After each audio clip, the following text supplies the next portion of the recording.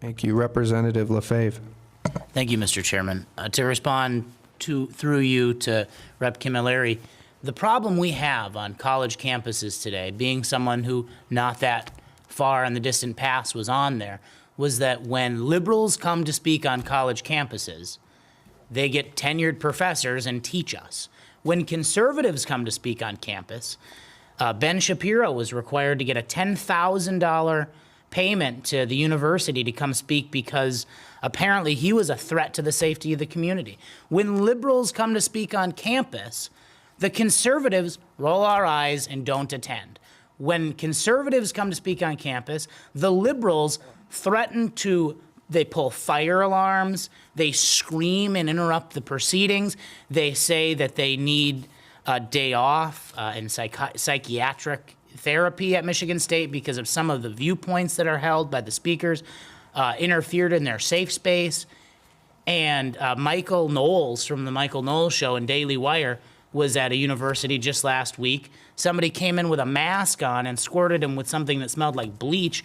And the chancellor of the university said that he basically caused it himself because he believes the title of the story was "Men Are Not Women." That was the name of his speech. And that basically meant that the person that squirted him with a bleach-smelling substance was allowed to do that.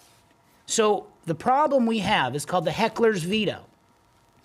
Conservatives are willing to listen to viewpoints of the other side of the aisle when we're in college. The problem is that liberals can't handle hearing diverse opinion. They call it hate speech, and they try to threaten our ability to come before and talk about what some deem as controversial subjects. And what the universities do then is they take 5 or 10 or 20, 30 activist liberals and say, well, they're threatening to storm the place and they're going to cause some problems, so we can't have conservatives on campus. That is why this bill is necessary, because liberals shut conservatives down from speaking.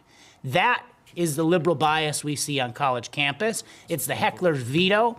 And what we need is our chancellors, our university presidents, and our boards to grow up, start putting cops where they need to be placed, stop having safe spaces, and teach our children that just because you don't like what somebody says doesn't mean it's hate speech, which has no definition under statute or under the Constitution or in law. It doesn't mean that just because I have some views that you might find offensive doesn't mean that I'm going to do anything to actually harm you.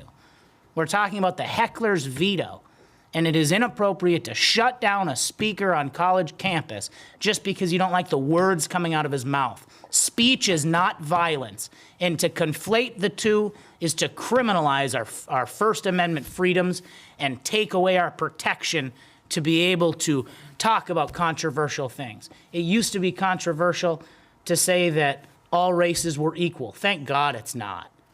All races are equal. Both sexes have important things and distinctions that are important, and we want to talk about a diversity of background and things of that nature. Saying that women should be able to have the right to vote or should be able to enter in the workplace was controversial. Thank God we had those discussions, because if we didn't, I wouldn't want to be where we are today. We need to have thought-provoking discussions, and we need to protect our students to be able to do that.